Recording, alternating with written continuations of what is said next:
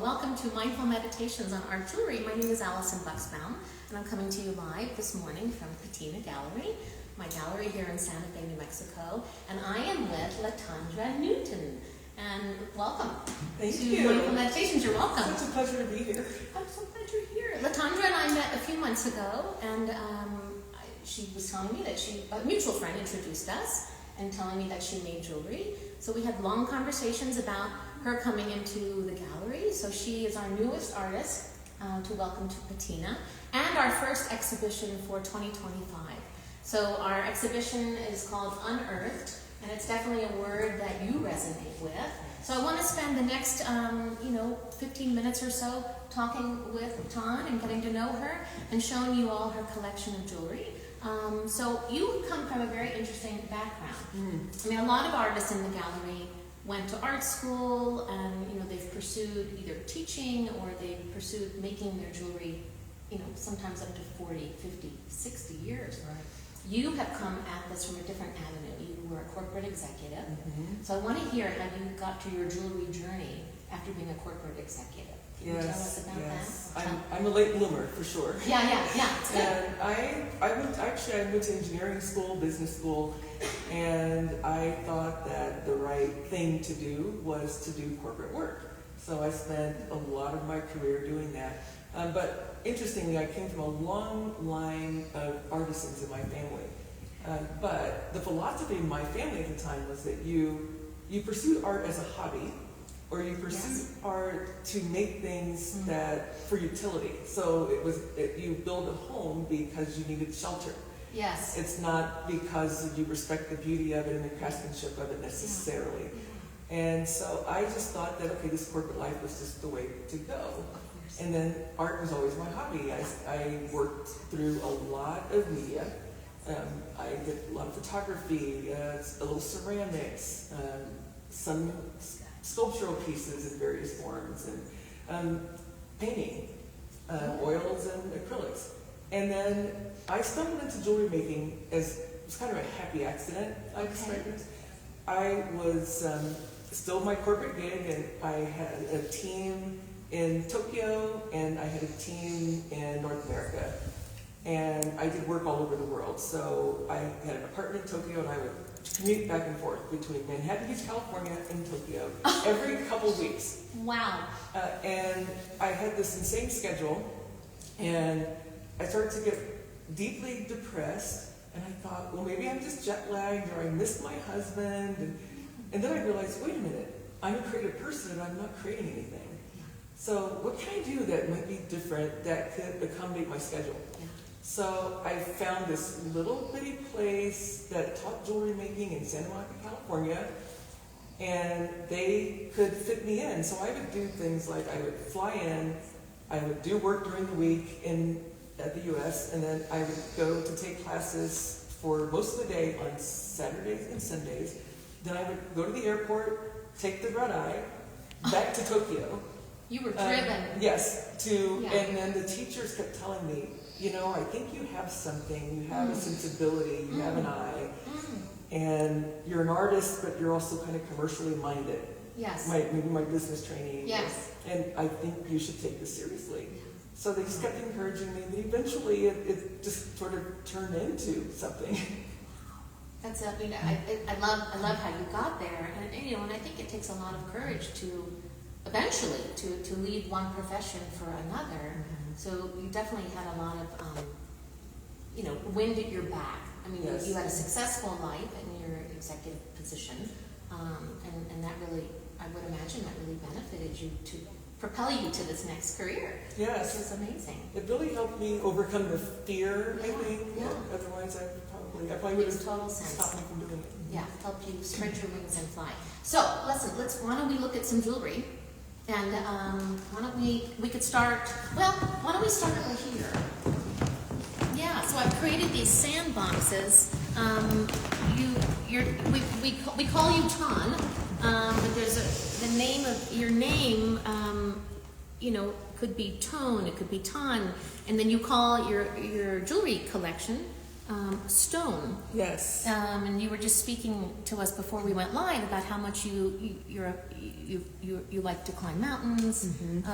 You find relevance in gemstones, beauty in gemstones, unusual gemstones, or the organic quality of it. Yes. So, and I also love the organic quality of metal and what you can actually do to shape and form the surfacing of metals. and you are casting many of your So pieces. I'm casting many pieces. Yeah. So that means I have to carve them, and so. So let's look at this everything simple that you see- piece. Yeah. This was my original ring. It's I call it the original signet ring, and I designed that with the story in mind about like someone having an identifiable piece that they can wear every single day, and it becomes part of their signature style as well. But then I also love the idea that when I carved this wax for this piece, you can actually see the marks that I left on the surface. Yeah, I love that. Sometimes I would even like It's heat a it up. trace of you there. Heat it up, and I put my thumbprint. Yes. So you can actually see. I deliberately leave personal marks on pieces so that people can understand that this is actually crafted.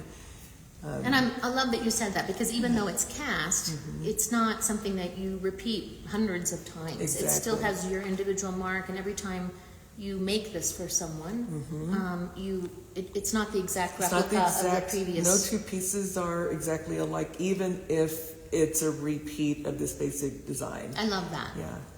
That means a lot to me, because the gallery has always been about, a lot about one-of-a-kind work and the passion of making an individual piece. So I love that even though you do that, it still has each individual trace of your hand and of the markings of the tools, and that really resonates with me. This has a beautiful weight. And then you've got this ring here. I'll just leave it there for a moment. This is a classic of yours. It is. That one, I call this the satellite ring, and I designed this to radiate love. And you and I have talked about the importance of carrying energy through what we adorn ourselves with. And I just believe so strongly with that. And when I design things, it's very intentional about what energy I want the person to feel, or what I want what the person might aspire to display to others. I love that it's a vessel, so it's like a vessel. A lot of people will say, "Do you take shots out of this one?" Yeah, right. And I love the fact that just like with any other form of art, it can be up for interpretation as well. And so people can look at it. Some people think it's like a kettle drum from the island they were born in, and so you just never know what people will think. I was just having a conversation with a friend about the word space, and in different traditions. So it's holding space, and it can be whatever you want it to be. Whatever you want it to be. And it's made out of oxidized sterling, and it has the 18 karat gold just on the rim. Just on the rim. I'm going to let you just put some of these on your hands, since my hands are full. And by the way, I'm wearing a sister piece to that piece. But this is beautiful. Yeah, and I actually like them together. I do too. As many things as I can stack on my hands, the better. Yeah. I love them too. Wow. Okay, the satellite ring. Okay. And then you do something called cast in place. Yes. So you've got these raw diamonds, and they're cast in bronze. These are cast in bronze. And so the idea here is that I still wanted to bring that really earthiness to a design, and then juxtapose against this sort of modern element of a traditional hoop. Yeah. And the idea is that this being cast in place, it means that I take this raw stone and I mold the wax, around that raw stone, and that wax stays with it during that casting process. And you never know that the thing about things that are cast in place, it's quite the art form, and some people just do it almost exclusively. Some designers and artists do it exclusively.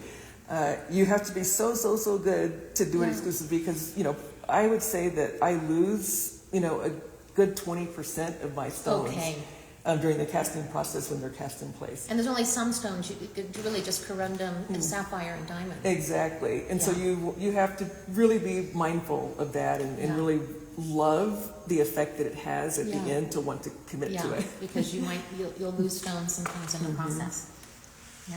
I think for any of the skill sets that a lot of the artists employ at the gallery, that's you know, it's risky, whether it's turning a bowl and you turn it so thin that at the very end it blows. And I've done that about 1 million times. Yeah. Well, and that's why you're in the gallery, because you have experience and it's taken all that time to really master your craft.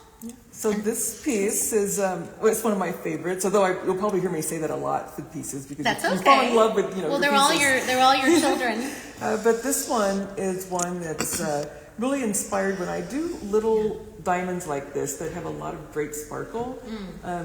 The sparkle represents the twinkles in people's eyes. Yes. Oh, I love that. And so it's always the meaning behind it when I use these little white diamonds. And this is the case where if you look at it, it almost has a look like armor, and but it's just a more delicate way to wear armor, and it's just inspired by the strength of a lot of women in my life, who I just admire so much, and I wanted to do something that sort of represented their strength, but also represented just the fact that they bring humor to my life, and I have on two like necklaces, love and good fortune and all those things that they've done for me.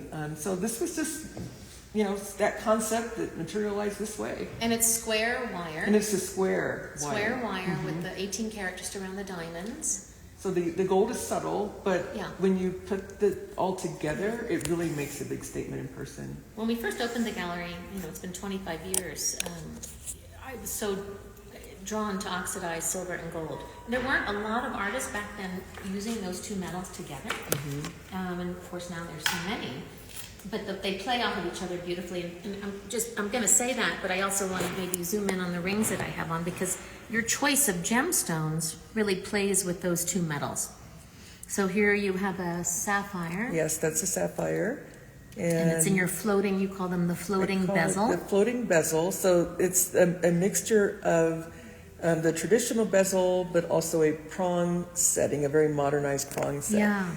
And combining those two really presents unique stones, I think, in a way that makes them really shine, really pop. Well, you get to see the entirety of the stone. The entirety of the stone. I want to celebrate that. That little bit of tension, that space again around the stone. I love that you reveal that. Yes. It's just, just when you see the entirety of the stone, it does certain things with the eye. First of all, the stone looks bigger. And then secondly, it celebrates things that I think traditionally in fine jewelry making were things that people wanted to hide.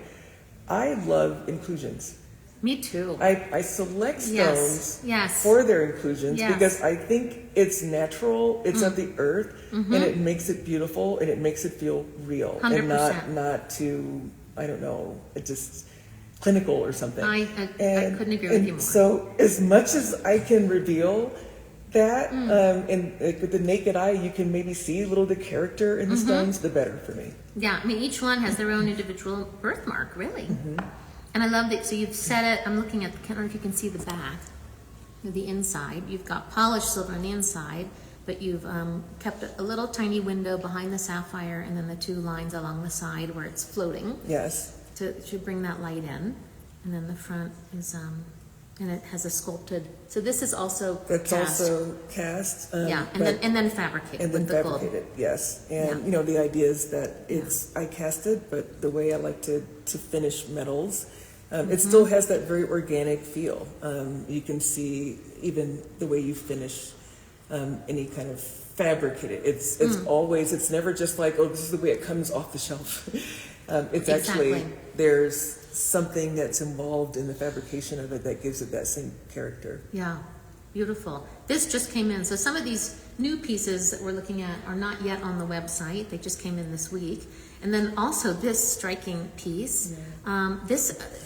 It's amazing. It's a tanzanite. Yes, something about the properties of the area where it was mined from created that coloration. So it's different minerals, and that we know that changes gemstones all the time, and tanzanite, I always thought it was just the case in things like sapphires, or tourmaline. It comes in so many different. But tanzanite also can create something, like the earth can create something like this in a tanzanite. Amazing. And I love, and this is really fun because this is part of a collection, a story that I came up with where it's using 18 karat gold mixed in with the oxidized sterling. And I just entitled the collection, this mini collection, 18. And it's taking something very precious like 18 karat gold, and it's actually playing with it and maybe not making it so serious. And so ways I do that are with optical illusions, in this case, the negative space and the floating bezel that really present and offer up the stone to us in a really beautiful way. But it's also fun to say, oh, I'm going to contradict myself. It's a hexagonally shaped stone, but I'm putting it in a round bezel. Yeah. Oh, I love it. I love it. So it's actually fun. It's taking something very serious and making it is, very fun. It's a large and serious stone. Very wearable. Yeah, and the way that you shape the ring is really beautiful, and then it sort of rises up with the crown of the stone at the top. Yeah, the shape is Very important. It's very pragmatic, so the engineering in me comes out a lot, but it makes it so stackable. It stacks with so many different kinds of jewelry. So if someone buys something like this, they know that they can actually stack it with things they own, no matter how thick it is. It will likely work with other pieces. See how beautifully it stacks. Oh, I like that. And I love that. I love the versatility of things. My fingers aren't quite long enough, but who cares? Who cares? Who cares? It's beautiful. It's all in my head anyway. It's beautiful. Well, let's move on. So another thing that you do, and we'll keep looking at jewelry, but I know that you like to make objects of art. I mean, these napkin rings are for the person who has everything. Yes. Great wedding gifts for that couple who, I feel like this is sort of the couple who, maybe they've, more mature in life and they found each other and they do have everything. And what do you give someone, like that? You give them You sapphire give them sapphire napkin adorned napkin rings. And these are bronze, of course, and I use jeweler grade bronze even with my objects because I just think it's the finery of things. And these natural sapphires that are rose cuts. Yeah, set in silver. And set in silver. And the way I carved this is that first it was a very structured, straight piece. And then I thought, well, even though I studied precision wax carving in school, I kind of like to defy that. Go the other way. And go the other way. And so then I start layering until I get the effect that I want. And so are any of these the same, or each one is a little different? They're each a little different. Nice. And then this bowl is the juniper bowl? The juniper bowl from my garden. I actually took juniper, like little leaves, and I actually embedded them between layers of wax before casting. So what happens is the natural oils will seep with the heat. Will seep in to it and kind of create that that patina. Okay. So I didn't have to patina this myself. Like literally, it comes from the natural oils. Wow. Yeah, through the process, and then it's lined here around the rim with the sterling, and then it has a little sterling foot on the bottom, so it sits level. But I use these kinds of bowls as little like salt and pepper on the table, and I tell you, like, I don't care if you're ordering like Chinese takeout. And you're having people over and you want to decorate and you want to do something really nice for the table. You just put this on the table, you put something in there and then it just dresses everything up and it makes you feel like you're having a fine dining experience. And it's a great conversation piece. Like, what is that? And it's just fun. You can, people, have in the past brought me things from their gardens or whatever and said, can you do something with it? I love that. And more often than not, it works out. And what is this? Oh, this is a fun piece. It's called the Moonscape Bowl. And you can see why. I mean, it really does look like the surface of the moon. And this was through a process of melting wax and quenching it in cold water to figure out like how to create an effect, but also how to create a natural curve in the wax so that when I put them together, it can make the shape of a sphere. So that took a lot of experimentation to figure out how to get that effect. But I really thought it was fun the way it turned out, and this can be just a sculptural piece that you put like this. Yes. And I think it's just beautiful, just as a piece of sculpture. Or you can turn it upside down the way we have it here. And then it becomes a vessel, and it just holds things. Like any random little thing that you want to put in there, as long as it's big enough not to fall through. Exactly. And then here. And these are the little diamonds. Little diamonds. So I put diamonds and sapphires in little sort of cocktail, I do cocktail picks and these little cocktail forks and the salt spoons. And I just think it's jewelry for the home, so why not put gemstones in them? And they have gold on the tip? They have 18 karat gold dipped on the tips. Wow.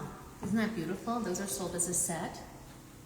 Love that. Another great gift for, the person who has everything. Love it. I love it. Okay. As long as we're here, why don't we talk about these charm necklaces? Yes. Okay, so versatility is a big deal to me. Yeah. Because, jewelry is an investment. People spend quite a bit of money for this art form. And I want them to feel like they're very wearable, but then there are many, many ways to wear it. So they're getting multiple things, in one piece. So the way I achieve that with this particular design is I will do these cuffs here, these neck cuffs. And so you can actually wear them plain. They're just simple neck cuffs. And then you can actually purchase little charms like this that thread on over them. They have a silver jump ring. So they have silver jump rings. They will be made in either a sterling chain or with the 18 karat gold chains. And you can see these examples have antiquities. These are very old crosses that I've put in the signature floating bezel in this case. Yes. And so this dates back several hundred years, actually. This dates back almost as long as this. And you can make little charms of them, hang them from this, and they just lay beautifully. They do. I wore them all day yesterday. Yeah, and then these, I call this effect kind of the waterfall effect. There's something very, waterfalls are so soothing, and there's just something symbolically important about waterfalls washing away sort of anxieties, etc. And I love putting a lot of chains together because they create that effect of a waterfall, and it's very cleansing, and it's actually very cleansing on the body. These have diamonds, either little natural mackle-shaped diamonds in this one. This is another cast-in-place little raw diamond there. And so you can do a lot of things with it and collect those over time. Yeah. Or if someone wants to bring something in to Patina and say, I'd love to get something cast in place or put on a charm like this, then... And the chains vary in size, shape, length. Yes. And they're sold individually. Yeah, they're just wonderful. And then these neck cuffs come in the square and the round as well. Yes. And you can get different gauges. Sometimes people may want something thicker, and so yes. Okay, so speaking of versatility, I have on the piece that you just brought in. Again, it's not on the website yet. So tell everyone about this piece. So this is called the Baby Fierce Lariat. Okay, so, and it's Baby Fierce because this is actually half the size of the original Fierce Lariat that I first made. And you can imagine how heavy that would have been. Yeah, this has some weight. It has quite a statement piece. But when you put it on, the weight distributes around your neck and your body, so it feels great on. But what I love about something like this, again, is that there's an intimate number of ways you can configure and wear this. So the way you wore it was beautiful. Yeah. You can actually wrap it around the neck like this, and wear it. You can wrap it a couple of times, as well, and this all gathers just around the neck. And so plentiful. So it's very, very plentiful. Yeah. And then also, if you want to put it back on, you can just play.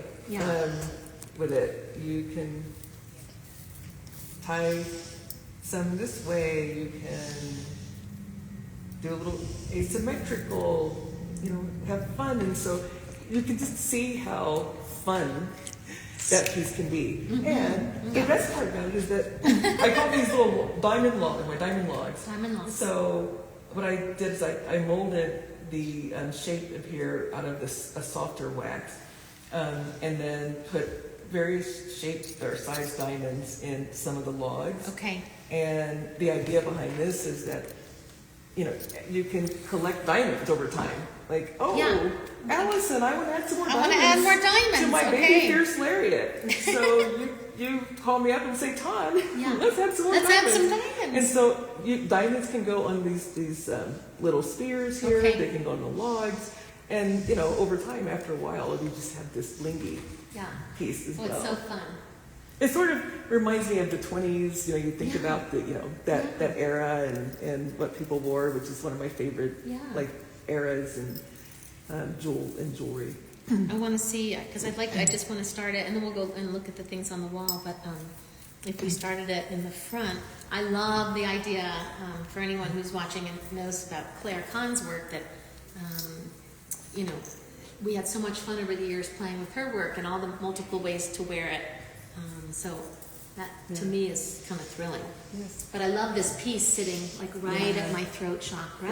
Yes. And, it's very important. I play with that throat chakra a lot because energy is very important in the work and I think on the body. And people who are familiar with that really understand. Yes. Like they put it on and they immediately say, oh my goodness. Yes. Yeah. I mean, it's our communication. It's how we express ourselves outwardly into the world and inwardly. And so that really resonates a lot with me. Here, why don't we move over to the wall and you can tell people about some of the pieces in the case. Yes, so maybe a really fun piece, again, this maybe speaks to my engineering background, is this piece I call the sliding link chain. So you look at it here, it's a little bit of an unassuming sort of link. Oops, that's okay. And then, but the way this is made, you can actually see how this rotates on an axis. And of course it slides. In order for it to rotate, it also slides this way. And so it just makes it just a fun way of looking at a necklace. And so when you put it on, pearl choker, it actually, on the sides of the neck, you can see the top of the chain. So the pearls are very much exposed. And then as it migrates down here, it starts to lay down really beautifully. So you see the sides as well. So you can actually see the entirety of the design in one piece. Oh, I love that. And you're holding one that it occurred to me that, you know, I'm in Santa Fe. I've never worked with turquoise. And I just wanted to see how I would like this design replicated in a turquoise. So this is all silver in this case, where this is gold and silver on the links. And these turquoise here just really, really pop. And it makes this piece, it's just an interesting way to work with turquoise. You know, a little bit modern, you know, probably, you know, definitely less traditional, but there's something about it that still feels traditional because, you know, because it's restrained a little bit. Exactly. I love it. I mean, I'm just looking at the engineering and how you've made these individual links, and I can just see you. It's just taking one at a time. One at a time. And what's interesting, like this is one where my husband, who's not seen this yet, he's not seen this design finished, but he's the person I will often prototype pieces. So I will take, you know, thinner, like even craft wire sometimes, and I will prototype links. If I'm like try to inventing a new link, I will prototype it. I'll wear it around. I'll put it on him. What do you think about this? You know, etc. And I remember him looking at this particular one. He was very confused. He never understood the concept. So I'm excited about him seeing this. Oh, good. I can't wait for him to see it. It's great, and I love the bold statement of the turquoise. It's Arizona. It's regional turquoise, and with those balls. And you've also done it with all in silver. And all in silver. Oxidized silver with smaller The balls. smaller balls, and the idea behind doing it all silver with, you know, no pearls, no gemstones of any type is, I really love to have a range of prices to make my work as accessible to as many jewelry lovers as I possibly can. Yeah, I love that. Without feeling like you're compromising. Yeah. And so this was a way to do it, and I feel like it's very beautiful. And you really see the engineering, you know, behind that particular design. And I think it will still pop. I think this is a piece that will be noticed when you wear it. And No question. it's just at a lower price point that just, you know, makes it affordable. It's for nice to many people. offer a range. As long as we're right here, maybe, I know we're looking at the back, but I can turn these around. But I love this, the extremity of these. These are shoulder duster Yes, earrings. they're shoulder dusters. Yeah. So the story behind this exaggerated length is that they, on most bodies, they will hit you in a really beautiful spot around the collarbone. And I have, with all my girlfriends, everyone complains about various parts of their bodies all the time, right? Of course. We women are kind of hard on ourselves. The one thing I've never heard a woman ever say is, I don't like my collarbone area.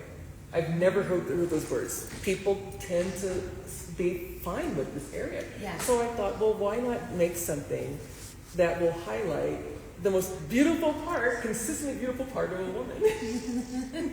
I love it. Well, they certainly do that. I was just watching Trisha behind the camera touch her collarbone. Yes.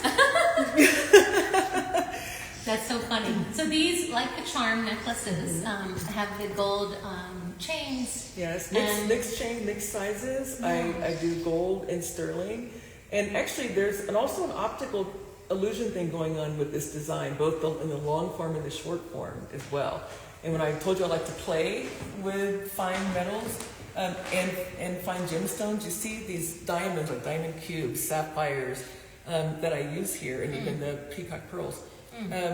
When you put them on, the sterling actually disappears, and you sort of don't see them when you're approaching someone. So it almost looks like you have gemstones that are hovering and moving around. And how is that happening? It's not until you get closer that you realize, oh, I see what the construction is and what's going on here. Nice. So it's just a fun thing to play with, where the gold kind of pops out and stands out. Yeah. The sterling is sort of recessed, and it just has just a really magical quality about them when you wear them. Very magical. And they're so, even though these are long, they're very light, and they also, you almost forget you're wearing them. Yeah. Until people stop you. Exactly. And say, what's that? Exactly. And then these are those wonderful chain earrings, but I love that you have this gold wire that's now sitting inside your hole. There's the diamonds are, asymmetric choice. This pair is both teardrop. Yes. These are also diamonds or sapphires? Those are sapphires. Okay. Yes, and then the One's a little diamond bigger. cubes. Yes. Diamond cubes. And then over here, what? Sapphire amethyst? Sapphire amethyst. Those are sapphires as well. Okay, and then another chain piece. You've made this cuff. Here, I'll hand this to you. Yes. So the chain cuff. This makes me feel a little rock and roll. Absolutely. Right? It's like, how can you not feel that way with your chains? And so it's something, because some people love to say, like, I love this chain, but I wish I had something, on the wrist. I wish I had something elsewhere. And this is one where the individual chains are lasered, on to here, but they also have movement. So that, if those of us who love to fidget with things, Yes. I'm one of those fidgeters, you have a little bit of something to play with too when you're wearing it. And, the construction of, the actual cuff itself is great, because it's, has a nice it's frame. a nice framing around it, etc. It feels really comfortable to wear. But Will you this put it just on? makes it fun. Yeah. Yes. Yeah. I love it because, the chain around the wrist they could fall down and sort of lose their substantive quality, but because you've got them stretched around the cuff, they really, a little bit rock and roll. Yeah. Cool. Very nice, Tom. And okay, so we've been going on for a bit, but maybe we could just talk a little bit about some of the things on the wall. Yes. I hope everyone's still enjoying the conversation. We have a lot of things on the wall, but just briefly, these are fun pieces. This is part of what I call the rock candy story. It's a childhood memory of that candy, that hard candy. I don't know if you remember that. Maybe I'm dating myself a lot. Yeah. And when I saw these gemstones, so peridot, these are sapphire, these are aqua. When I saw them cut this way, I just knew I had to design something that celebrates the cut of a stone. And so I did these long necklaces that you can wrap multiple times as well. This is wrapped in bronze. The other ones are wrapped in sterling on the sterling chain. And I just thought it was a fun way to actually show the organic shapes of these different cut stones. And so obviously every single bezel here, has to be made to fit the shape of the gemstone. So it's just Absolutely. a lot of hours. Wow. Yes. In those shapes, but it's a really, really fun, really, really fun little collection. This is a body chain. You wear it. Actually, look good with a dress like this because it comes down in a beautiful way, and then it wraps around your lower back. Okay. And it has little 18-karat gold accents. This is another really versatile piece. It was the first chain that I designed for as an original chain. It's called the Bounty chain. And this is one where the clasp is integrated so it's nearly invisible, but easy to open and close. And you can wear it just as a chain alone. And I mixed the metals in this particular version with bronze and sterling, but then you can also take this off and wear, clip it here, clip it different places, and then you can clip on or anyone's, really, almost anyone's, charms. And you have a variety of different charms here with your hinged veil. Yeah, so handmade hinged clasps on all of these, and they're meant to be really organic in nature, and also easy to open and close. So they just snap very securely, and I love to put vintage and antique pieces on these especially. But other things like this bumblebee jasper here, and then of course this particular one is what I call the eroded disc. So it's 18-karat gold dust on sterling. But it just shows you the versatility of what you can make charms from, and then how you can attach them to pieces like chains, as well as the cuffs that we talked about earlier. I love it. Again, just the whole idea of layering all these pieces together and coupling them. You can wear lots on one. Yes. And then tell us about those really dramatic earrings at the top. Oh, those chandeliers. Yeah. This also harkens back. I have an obsession with kinetic energy and how things move. And I remember those from mostly the 50s and 60s, a lot of the artists who would make these big sculptural pieces, and etc. It's just a nod to that. And but adding my special touch, the naturally occurring octahedron diamonds are suspended for these. These are just the most amazing diamonds. These are Australian diamonds. Yes. And so it's 18-karat gold inside, and you see all the movement. So all these little components actually move. So they shift in shape in different ways when you wear them and you move your body. And then with the sterling silver on the outside. But yes, these are definitely showy. They are showstoppers. Showstoppers. Yes. Yes, they fill the space beautifully around the neck. Maybe the last piece, and you can go online and you can see a lot of these pieces. Most of them are on our website. A few that she's just brought in this week aren't there yet. But this is your Wakanda necklace. Yes. So I specifically designed this because I was working in the entertainment industry at the time, and I would go to these red carpet events for movie premieres, and the Black Panther movie premiere was happening, and of course it was great, greatly celebrated. And if you look at the characters and the way the strong warrior women wore these kinds of pieces, I wanted to honor that. But I brought in a tanzanite that I had purchased years and years beforehand, and I've been holding on to, just waiting for the right piece.